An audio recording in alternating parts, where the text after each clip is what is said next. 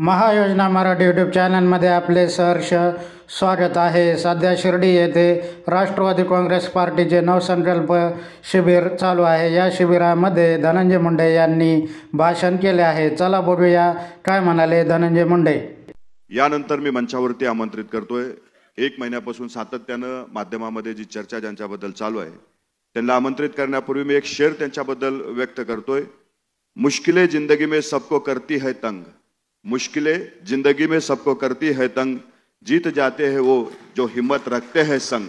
मी आमंत्रित करतोय राज्याचे अन्न नागरी पुरवठा मंत्री नामदार धनंजय मुंडे साहेब यांना की त्यांनी या ठिकाणी आपलं मार्गदर्शन करावं।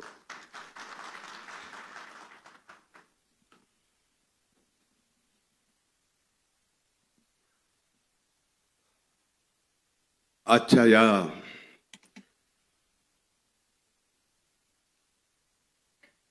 अजित पर्वाच्या नवसंकल्प शिबिरास उपस्थित आपले राष्ट्रीय अध्यक्ष आदरणीय दादा, आदरणीय प्रफुल्लभाई पटेल साहेब, राज्याचे अध्यक्ष आदरणीय तटकरे साहेब, महिला आघाडीच्या अध्यक्षा माननीय रुपालीताई चाकणकर, इथं उपस्थित आदरणीय दिलीप वळसे पाटील साहेब, आदरणीय हसन मुश्रीफ साहेब, मंत्रिमंडळातील इथं उपस्थित सर्व आदरणीय सहकारी, विधिमंडळातील इथं उपस्थित सर्व सन्माननीय सहकारी, पक्षाच्या इथं उपस्थित सर्व सहकारी बंधू भगिनींनो आणि पक्षातील माझ्या इथं उपस्थित तरुण भावांनो, खऱ्या अर्थानं विधानसभेच्या निवडणुकीनंतर त्याच्या अगोदरही आपण अजित पर्व म्हणून पक्षासमोर एक दादांचा विश्वास महाराष्ट्राच्या जनतेसमोर ठेवला। विधानसभेच्या निवडणुका झाल्या, खऱ्या अर्थानं महाराष्ट्राच्या जनतेने दादांच्या नेतृत्वावर विश्वास ठेवला आणि आज विधानसभेमध्ये सत्तेत येऊन अजित पर्व पुन्हा चालू झालं आणि त्यासाठी आपल्याला नवा संकल्प घ्यावा लागतोय, तेही शिर्डीमध्ये। ही एक आगळीवेगळी आपल्यासाठी आनंदाची पण गोष्ट आहे आणि नव्या जबाबदारीची पण ही गोष्ट आहे। मी रात्री प्रवासात येत असताना विचार करत होतो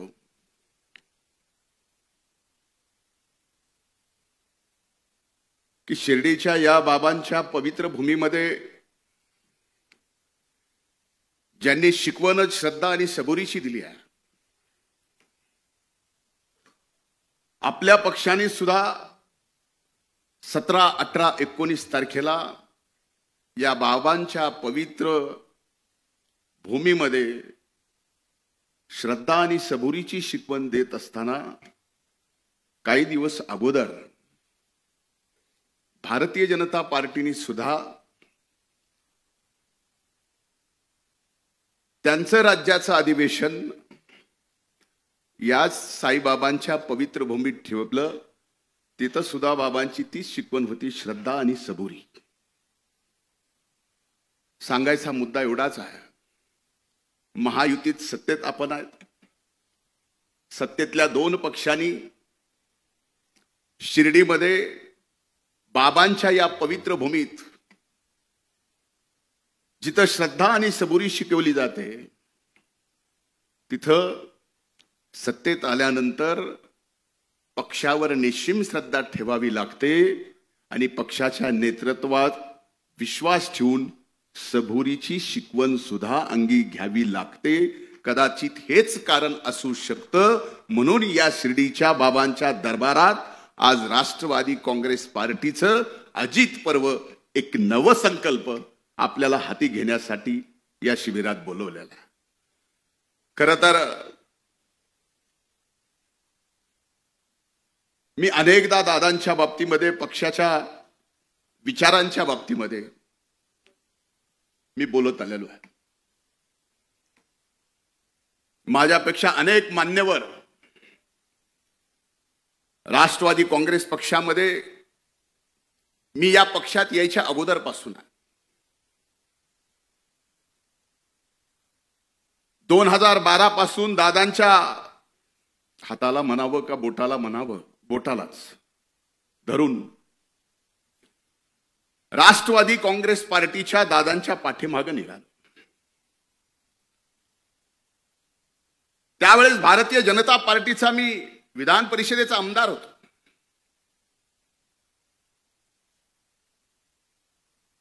आमदारकीचा राजीनामा द्यायला लावला. राष्ट्रवादी काँग्रेस पक्षाकडून मला आमदार केलं.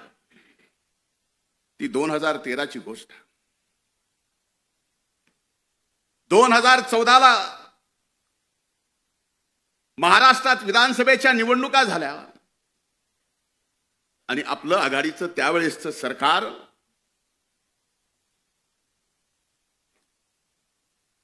फार फरकाने पडलं आणि त्यावेळेसच्या भारतीय जनता पार्टीच्या सरकार आला. मला माहित नाही माझ्या त्यावेळेस, माझ्यासाठी पक्ष म्हणजे त्यावेळेस दादानी मला माझ्यात काय पाहिलं आणि माझ्यावर विधान परिषदेच्या म्हणजे वरिष्ठ सभागृहाच्या विरोधी पक्ष नेतेपदाची जबाबदारी अतिशय कमी वयात माझ्या खांद्यावर टाकली. दादा म्हणूनच आज हा धनंजय मुंडे अजित पर्वच्या नवसंकल्पाच्या या शिबिरात एकदा विरोधी पक्ष नेता म्हणून, 5 वर्षात 2दा मंत्री म्हणून आणि पुन्हा सरकार आले म्हणून तिसऱ्यांदा मंत्री म्हणून या ठिकाणी ताठ मानानं उभं राहून बोलू शकतो.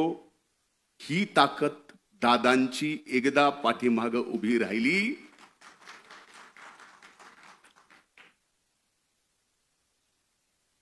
आता सूरज बोलत बोलत म्हणला की 1-1.5 महिना झालं टीव्हीवर मी, म्हणजे मी म्हणण्यापेक्षा जिल्हा आहे, मी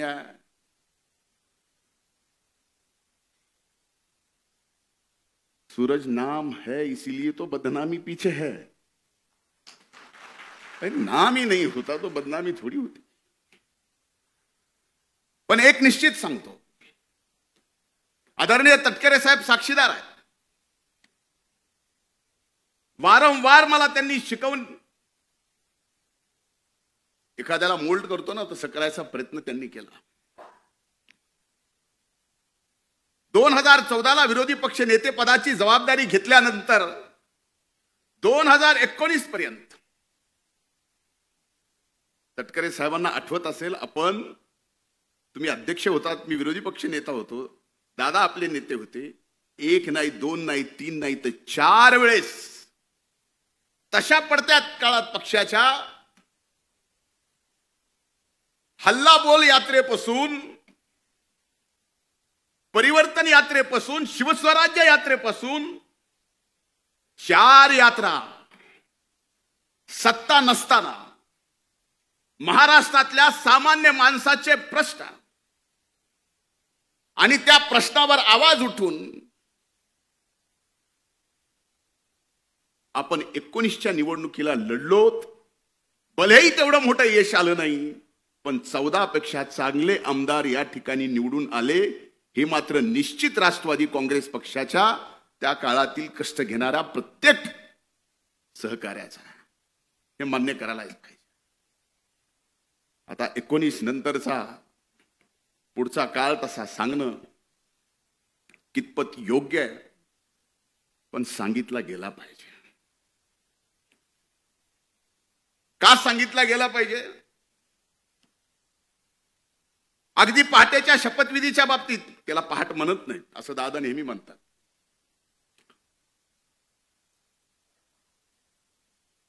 पण कदाचित त्याच्या शपथविधीच्या अगोदर साहेब आपण पण साक्षीदार आहे. मी दादांना विनंती केली होती. आज स्पष्टपणाने बोलतो, कधीही बोललो नाही, कारण इथं फक्त आणि फक्त राष्ट्रवादी काँग्रेस पक्षाचे दादांचे एकनिष्ठ सहकारी आहेत म्हणून मी हे बोलायची हिंमत ठेवतो. त्यावेळेस मी म्हणलं होतं दादांना, तटकरे साहेब आपण साक्षीदार असाल तर हो म्हणा, शपथ घेऊ नका. का म्हणलो होतो? काही गोष्टी कळाल्या होत्या त्या नम्रपणे दादांच्या पायी माझं डोकं ठेवून जे तटकरे साहेबांनी बघितलं की म्हणलं दादा आपला घात होतोय. दादानी माझ्या डोक्यावर हात ठेवून म्हणले असला घातभीत काय होत नसतो, पण शेवटी व्हायचं ते झालंच. त्यावेळेसपासून आपल्या या दादांना विलन आणि खलनायक ठरवायचं षडयंत्र त्यावेळेसपासून चालू होतं. आज हे मी बोललो तर कुणाला कदाचित माहित नाही मधल्या काळात, पण ही वस्तुस्थिती आहे. वारंवार या महाराष्ट्रात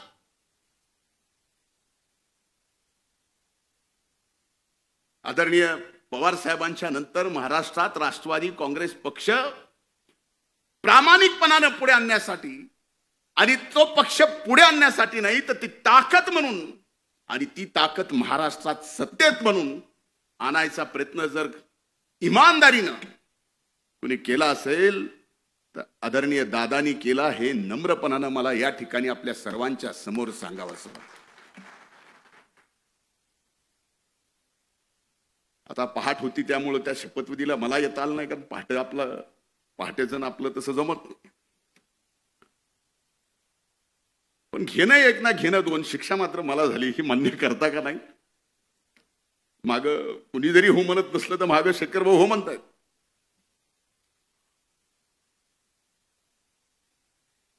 त्यानंतर ज्या वेळेस सर्व राष्ट्रवादी काँग्रेस पक्षाच्या मान्यवर नेत्यांनी ठरवलं की आता आपल्याला भारतीय जनता पार्टी सोबत युती करावी लागते, दादानी तो निर्णय घेतला आणि आपण सर्वजण दादांच्या पाठीमागे खंबीरपणाने उभं राहिलोत. आणि आज खऱ्या अर्थानं अनेक वर्षापासून असा विश्वास एकट्या दादावर असता तर एकट्या राष्ट्रवादी काँग्रेस पक्षाने या महाराष्ट्रात सत्ता दादांच्या नेतृत्वाखाली आणली असती. पण वारंवार दादाच्या चांगल्या कामाला खलनायक ठरवायचं काम करण्यात आलं, त्याचमुळे हे घडलं नाही. लोकसभेची निवडणूक झाली. लोकसभेच्या निवडणुकीत दारुण पराभव झाला. मला अनेक जण त्या राष्ट्रवादी पक्षाचे जुने जाणते नेते येऊन म्हणतात, तू कशाला लोकसभेला कोयनीच्या प्रचाराला आला? त्याच्यामुळं तुला आता बघ विधानसभेत काय होते. जे व्हायचंय ते होईल. मला पक्षाने सांगितलं जा तिथं सभा घे. सभा घेतल्यानंतर त्याचा परिणाम माझ्यावर काय होईल याचा विचार करणारा एवढ्या हलक्या काळजाचा मी राष्ट्रवादीचा दादाचा कार्यकर्ता नाही. आणि माझी विनंती आपल्याला, आपल्यापैकीही कुणी नाही नसणारच, पण हो हे सगळं केल्यानंतर त्याची किंमत मोजावी लागते. मोजावी लागली तरी बेहतर, त्याला कमीपणा लागेल. त्याचा राग धरला. जो संकल्प काही जणांना पाडण्यासाठी मुश्रीफ साहेब आहेत, आदिती माय आहे, मैं खुद गब्बर है, वळसे पाटील साहेब आहेत, यांना पाडायचंच अशी यादी कमी नव्हती. पण पडलं कोणीच नाही. तुम्ही लाखभर मतांना आलात, मी जरा जास्त मतांना आलो म्हणून मला भोगावं लागायला की काय असं मला वाटायला लागले. पण ही वस्तुस्थिती आहे. काही जणांनी आता खरं खरं उघडं पडलंय. पण दादा एक निश्चित सांगतो, माझ्यावर तुम्ही विरोधी पक्ष नेते पदाची जबाबदारी दिली, तो काळ तुम्ही बघितला की एक विरोधी पक्ष नेता सुद्धा राज्याच्या मुख्यमंत्र्याला काही मुद्द्यावरती खाली वाकवू शकतो. तुमच्या डोळ्याने तुम्ही ते पाहिलं. सामाजिक न्याय मंत्री पद दिलं, मी म्हणत नाही की तो माझ्यावर अन्याय होता, तोही मी न्याय म्हणून स्वीकारला आणि एवढे चांगले निर्णय घेतले की शेवटी तुम्ही मला म्हणायला लागलात की अरे हे सामाजिक न्याय विभाग जास्त पळवू नको, कारण ते विभाग जास्त पळाला की सरकारला सुद्धा त्या स्पीडनं पळवावं लागतं. इकडे 1,00,000-2 लाखाचा एखादी योजना विद्यार्थ्यांना काढली की इकडे अनेक विभागाच्या त्या योजना त्या विभागाला काढावं लागायच्या. अरे ज्या जातीपातीवरती गावाची नावं होती, ती महाराष्ट्रातली जातीपातीची गावाची नावं बदलण्याचं काम सुद्धा दादा तुमच्या नेतृत्वाखाली तुमच्या एका कार्यकर्त्याला सामाजिक न्याय मंत्रीपद दिल्यानंतर हे करता आलं. कृषी मंत्र्याची जबाबदारी दिली कोकाटे साहेब, फार चांगलं खातं आहे काम करायला. विभाग फार चांगला आहे. आपण सकाळी चांगलं काम करतो, खरंच चांगलं काम. आपण जिम्मेदारी दिली दादा, 1 रुपयात या देशात 1 रुपयात पहिलं राज्य आहे ज्या राज्यात, पहिलं राज्य आहे महाराष्ट्र ज्या राज्यात 1 रुपयामध्ये पीक विमा योजना आणली. आज त्या पीक विम्याच्या बाबतीमध्ये सभागृहात दादा तुमच्या सगळ्यांच्या समोर पीक विम्याच्या बाबतीत आरोप झाले की ज्या 1 रुपयाच्या पीक विम्यामध्ये 11,000 कोटी रुपये पीक विमा कंपनीला या महाराष्ट्राच्या शेतकऱ्याला द्यावे लागले. हे रेकॉर्डवर आहे, मी सांगत नाही, पण तरी आरोप होतात. अनेक गोष्टीचे आरोप होतात.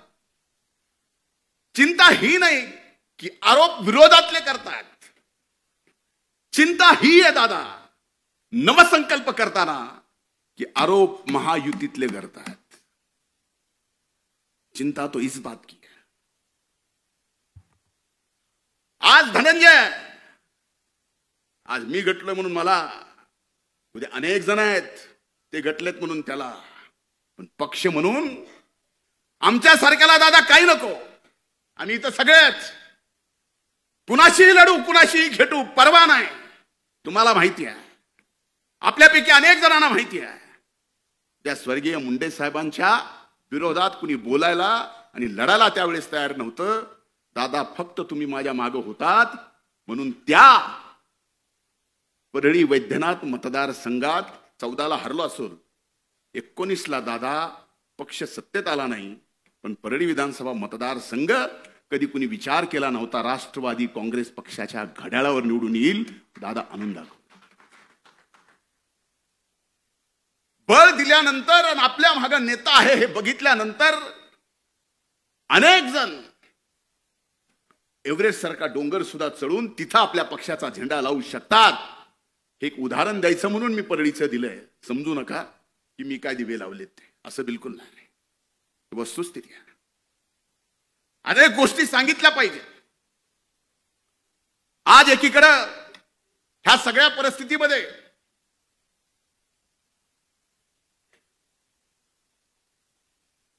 दादानी ऐकावं म्हणून मी थांबलोय. एक नक्की आहे, शिर्डीच्या साईबाबांच्या साक्षीने सांगतो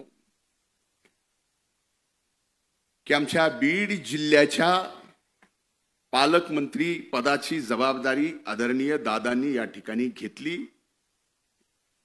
अतिशय आनंदाने मी या ठिकाणी सांगतो, तो आनंद या ठिकाणी व्यक्त करतो आणि जिल्ह्यात दादा आपलं स्वागत आहे करतो. यात मीही विनंती केली होती की सद्य परिस्थितीमध्ये अशा जबाबदारीत आपण नसू नये. पण एक गोष्ट मात्र लक्षात घेतली पाहिजे. आज अजित पर्व आहे. आज आपण सत्तेत आहोत. आज आपल्याला नवीन संकल्प घ्यायचा आहे. पण हा नवीन संकल्प घेत असताना राष्ट्रवादी काँग्रेस पक्षाला पहिल्यांदा कार्यकर्ता भिमुख व्हावं लागेल. कार्यकर्ता भिमुख झाल्यानंतर पक्ष संघटन एवढं मोठं होईल की कसल्याही वाऱ्या आणि वादळामध्ये ते पक्ष संघटन कधीच ढळणार नाही, हलणार नाही. हे मात्र एक कार्यकर्ता म्हणून निश्चित मी आपल्याला सांगतो. पण मधल्या काळातल्या काही अनुभवात मी सांगतो. खरंच आपल्या पक्षामध्ये पक्षाची जबाबदारी घेऊन काम करणारा प्रामाणिकपणाने अनेक वर्षापासून त्यालाच विचारून सगळ्या गोष्टी होत्यात. काही अनुभव तर असे सांगतो की आपल्या पक्षाच्या प्रमुख कार्यकर्ता असेल, नेता असेल, त्याची जर काटाला लावायची आहे, त्याची जर नीटनीटकी करायची आहे, तर त्याला इतर पक्षाच्याही गरज नाही. आपल्या पक्षाचेही भरपूर बस झाले. फक्त कानाला लागायचं काम. यानी काय होणार आहे? जे दादा तुमच्यासारख्या एका नेत्याने माझ्यासारखा कार्यकर्ता घडवला, भले आज लोक मला नेता समजत असतील, पण माझ्यातला कार्यकर्ता मी मरेल, पण माझ्यातला कार्यकर्ता मी कधीच मरू देणार नाही. त्यावेळेसच नेता जिवंत असतो. त्याच्यातला कार्यकर्ता मेला त्यावेळेस नेता संपला, पक्ष संपला. आणि माझ्यातला कार्यकर्ता मी कधीच मरू देणार. आज अनेक जण लोकसभेच्या प्रचाराचा मी विषय बोलत नाही, पण विधानसभेच्या प्रचारात मला सगळीकडून घेरला असताना मला अभिमन्यू करायचा प्रयत्न केला होता. पण विधानसभेच्या अगोदरच मी सांगितलं होतं की मी अभिमन्यू नाही, मी धनंजय आहे. पण आपल्यापैकी अनेक जण आहेत की हे काम करत असताना सुद्धा आपल्या सगळ्यांच्या प्रचाराला मी इमानदारीने आलो. आणि जेवढं कठोर ज्या पद्धतीने बोलायचं, कोकाटे साहेब आपणही इथं आहात, अनेक जण आहेत. बाबासाहेब पाटील फॉर्म भरायच्या दिवसात लामटे साहेबांच्या गेलो. अगदी उद्या मतदान आहे आदल्या दिवशी इथं विजयराजे पंडित साहेब असतील, त्यांच्यासाठी गाव टू गाव फिरलो. मी माझ्या मतदारसंघात फक्त 5 गावात गेलो होतो. मग ह्या अशा काम करणारा, फक्त नावाला नेता पण काम करणारा माझ्यासारखा कार्यकर्ता ज्यावेळेस कुठल्या तरी एका कारणाने फक्त मला टार्गेट करायचंय, त्याला कारण काय हे आपल्याला माहिती आहे. मुद्दा मला कितीही टार्गेट करू द्या, मुद्दा मला कितीही बदनाम करू द्या, पण दादा आता फार महत्वाची जबाबदारी आमच्या मातीची म्हणजे बीड जिल्ह्याची तुमच्यावर आली आहे. तुम्ही आता जिल्ह्याचे पालकमंत्री आहात. सगळ्यात अगोदर लोकसभेमध्ये जे सामाजिक सलोखा बीड जिल्ह्याचा नाही, मराठवाड्याचा नाही, महाराष्ट्रातला बिघडला होता, तो सामाजिक सलोखा पुन्हा बीड जिल्ह्यामध्ये नाही तर अख्ख्या मराठवाड्यात बिघडला आहे. आज आपण या ठिकाणी शिवशाहू फुले आंबेडकरांच्या विचारांनी भारतीय जनता पार्टी सोबत महायुतीमध्ये आहेत. भारतीय जनता पार्टीला सुद्धा शाहू फुले आंबेडकरांच्या विचाराचा काही अडचण नाही, त्यांनी सुद्धा आपल्याला घेतलंय. पण एक गोष्ट विचारली पाहिजे की उभ्या महाराष्ट्रामध्ये किती ओपनच्या जाग्यावर किती ओबीसीचे माणसं नोकरी करतात, कोण कर्मचारी, कोण ड्रायव्हर आहे, कोण शिपाई आहे, कोण अधिकारी आहे. याच्यावरती जर उघड आकृती बंद जर जाहीर होऊ लागला आणि त्याच्या चर्चा मात्र सबंध महाराष्ट्रात होऊ लागल्या, तर खरंच का आपण शिवशाहू फुले आंबेडकरांच्या विचाराचे आहोत असे प्रश्न आम्हाला विचारले जातात. पावला पावलावर प्रश्न आमचे विचारले जातात. याच्यापेक्षा तुम्हाला दादा माहिती आहे प्रशासन तुमच्या हातून जेवढं मजबूत होतं तेवढं कुणाच्याच नाही. कधीतरी तुम्ही सुद्धा अगदी वरिष्ठ प्रशासनाच्या सर्वांना विचारा की हे जे चाललंय हे बरोबर आहे. याने या महाराष्ट्रातला सामाजिक सलोखा व्यवस्थित राहणार आहे. यामुळे शिवशाहू फुले आंबेडकरांचा विचार घेऊ एकमेव आपला पक्ष जो इमानदारीनं निष्ठेनं यांच्या निष्ठेचं काम जे आपण हाती घेतलंय ते करतोय ते खरंच पुढे आपण घेऊन जाणार आहोत का? कदाचित या गोष्टी माझ्या तुम्हाला मिनिटासाठी लागतील, पण लागू द्या. मैं आईना हूं, आईना दिखाऊंगा जो. पण ही वस्तुस्थिती आहे. कसं तरी लोकसभेच्या निवडणुकीनंतर सामाजिक सलोखा या महाराष्ट्रात विधानसभेच्या निवडणुकीनंतर बदलला, पण पुन्हा कुठलं तरी कारण काढायचं. हो, बीड जिल्ह्यामध्ये मस्साजोगचे आमचे सरपंच संतोष देशमुख यांची निर्गुण हत्या झाली. ज्यांनी केली ती गुन्हेगार, त्या कृत्याचं कुणीही समर्थन करू शकत नाही. आणि ज्यांनी केले असेल त्यांना फासावर लटकवलंच पाहिजे. आज प्रत्येक जाती धर्मात 5-10% गुन्हेगार आहेतच. कुणी उठून सांगावं की हो माझी अशी जात आहे, हो असा माझा धर्म आहे, एकही गुन्हेगार सापडणार नाही. सांगावं. पण त्या 5-8 गुन्हेगारांच्या मुळे उभ्या महाराष्ट्रामध्ये जर मीडिया ट्रायल होत असेल एका जातीचे ओबीसीचं, तर लोक आता एवढे राहिले नाहीत. बीडचा बिहार, परळीत तालिबान, आम्हाला दुःख होत नाही. आमचा बीडचा बिहार अर्ध्याच्या वर 6 महिने ऊस तोडायला तुमच्याकडे असतो, त्याचा बिहार केला जातो. आणि कुणी महायुतीतल्या आपल्या पक्षातल्या लोकांनी परळीला तालिबान केले जातं, जे परळी 12 ज्योतिर्लिंगापैकी पंचम स्थान असणारं, 5वं स्थान असणारं परळी वैद्यनाथाचं ज्योतिर्लिंग आहे. दादा, काही दिवसानं शिवरात्री आहे. लाखो भाविक या देशातले तिथं दर्शनाला येतात. अशा मीडिया ट्रायलनी अशा सगळ्या एका गावाला एका जिल्ह्याला बदनाम करून अशा जर गोष्टी होत असतील, ह्याच्यातलं नुकसान कुणाचं आहे? भले आम्ही राजकारणात राहू नाही संपू, पण पिढ्या ना पिढ्या पुढच्या तुम्हा आम्हाला कधीच विसरणार नाहीत. ही काय करून ठेवते. माझे हात जोडून त्या बाबतीतली विनंती आहे. अरे आमच्यासारखे माणसं लढणारे, मला माहिती आहे दादा कुठल्या कुठल्या प्रसंगात, माझ्या वाईट प्रसंगात या पक्षाने माझ्या मागे उभं राहिले. मी ते कधीच विसरू शकत नाही, मरेपर्यंत विसरू शकत नाही. मेल्यानंतर माझी अग्नी दिली तर त्या अग्नीतला धूर सुद्धा तुमच्या उपकाराची परतफेड करू शकत नाही. दादा, मला माहिती आहे असे प्रसंग कुणावर आले नाहीत. आणि असे प्रसंग कुणावर आले तर आमच्यासारखे कार्यकर्ते सुद्धा कुठे थांबले नाहीत.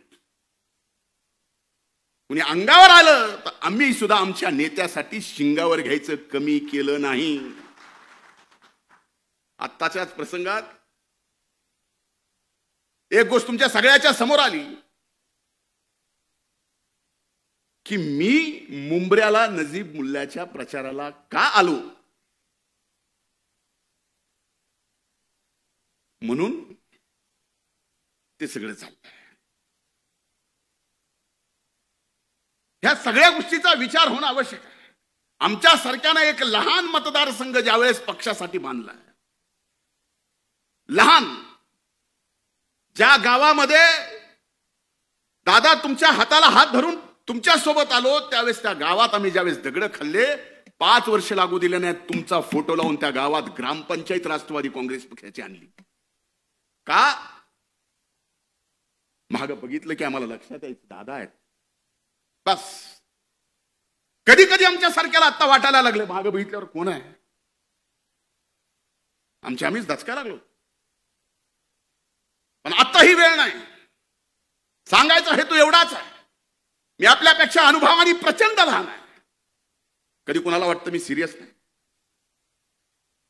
चुका काढायच्याच ठरल्या, टीकाकार व्हायचंच ठरलं तर माझ्यासारखं टीकाकार कुणीच होऊ शकत नाही. प्रत्येकाच्या अंगी आहेत, माझ्या असू शकतात. पण आज जर